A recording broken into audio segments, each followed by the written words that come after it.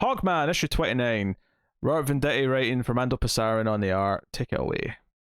Yes, it's nice to finally get to be positive this week because I feel like I've been very middling on like all the books. Well, you are negative, Nancy. Hey, I'm not going to be on this issue. This issue is fantastic. And it sucks that it's the last issue. This is the final issue of Venditti's Hawkman. It's over, ready to be collected in a glorious omnibus in about 3 or 4 years' time, which you should all pick up if you haven't been reading this. Yeah, so it does pick up right where we left off on the last issue, where they're fighting Hathset.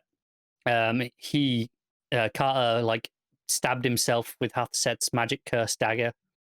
That was like the big cliffhanger that he's dying from the dagger, and then all of a sudden he's not dying. Shara jumps in and starts fighting him.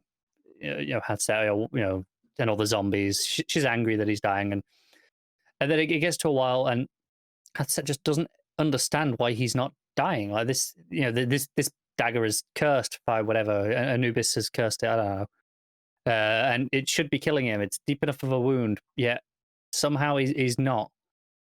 And he pulls it out. He summons his mace towards him, and he does something. The mace lights up. It glows, and he actually like brings the two, like the mace and the dagger together, and they kind of have a reaction, and they like explode. And they're on this train, and the whole train just is in pieces. There's like 12 or 15 different cars all just scattered all over, and it's right before it got on this big bridge. One of the train cars did kind of, in the explosion, kind of jump forward and take out a chunk of the bridge in the middle. Visually very impressive. And it's when we cut away and we see it's actually like melted the dagger. The dagger is just the hilt and a tiny little bit left. It's basically destroyed, and that's it. And none of them quite understand what's going on, but it's like, no, they've accepted that they can die now, and that's okay. But they, as Shira puts out at one point, she doesn't want to live without Carter, and that's why they're still fighting for each other still, even though they've accepted that they will die and they won't reincarnate anymore.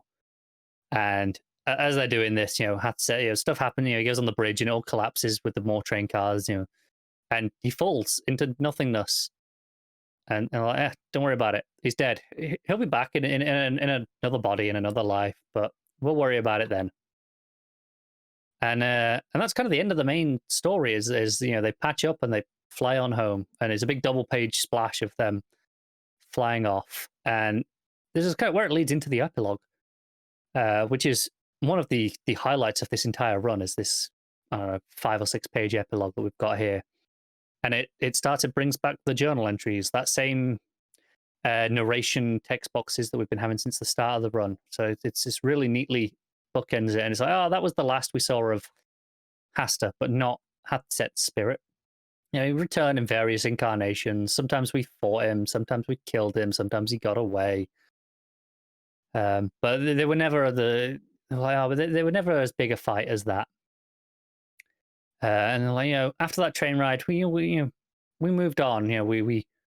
We fought. We joined old enemies. We joined old friends to fight old enemies, and you see them like fighting with the JSA. And then we met new friends and fought new enemies, and they're fighting with the Green Lantern Corps and one of the Guardians. And then they're like, we had adventures in other realities that I couldn't explain at all, and it's very. I don't know. The way I want to describe it is Mike Allred-esque as a panel. If that means anything to you. Yeah, I know what his art looks like. Yeah, that's kind of the way I want to describe it. It's just one panel, and then we cut to old man Carter, like old man, like long grey hair, beard, and he's wearing like these hawk robes. He's I'm old now by anyone's measure, and you never forgive yourself for what you've done, not even after God says you've atoned, but you can still be better. I've been blessed with all these lives. But then, Shira comes in. She's still here. The two of them are still kicking around. She's in like full battle gear regalia with a big staff. It's like, isn't it your turn to cook dinner? And they're like, oh, she actually teaches the young generations now. That's what she does. They're not fighting. And they're like, oh yeah, all these things that we've seen together. It's great that we're still together. And after all the time and space, every millennium and world, these are the legacies that matter.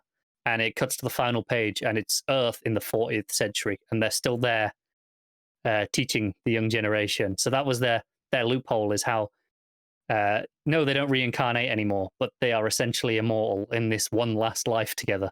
They are still aging very, very slowly, it seems, because they look like they're in like their 80s or 90s here, like they're old, but they're still kicking, still getting stuff done, writing the journals, training the youth, and they've lived through everything, all the history of Earth to this point now, it seems, which is a wonderful new status quo to leave Hawkman in. That we're not doing reincarnations anymore, at least until a writer decides to change that, of course.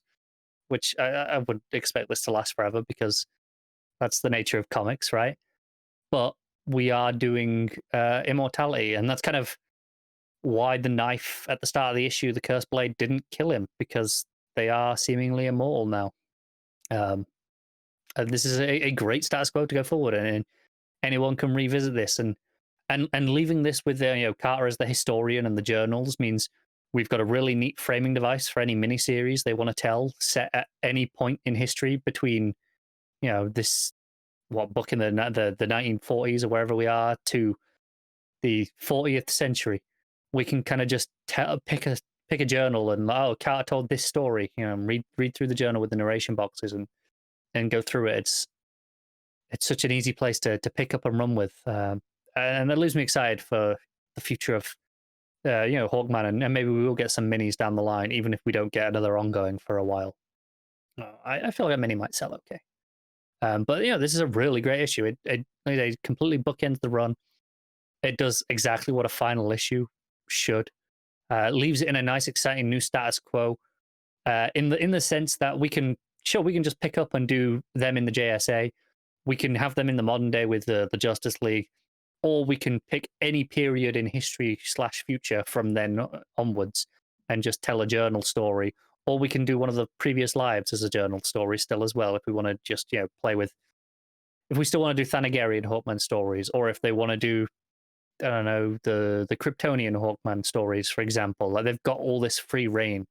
It does feel like it's truly unified Hawkman in a way that going forward we can just play with whatever we want in a really exciting way and not worry about it. For the first time, we won't need to pick up a Hawkman book and go, okay, what origin are they doing? How are they playing with it? It's sorted. It's solidified. This is it. Play with whatever you want. And you don't need to explain it anymore. Which has me very excited.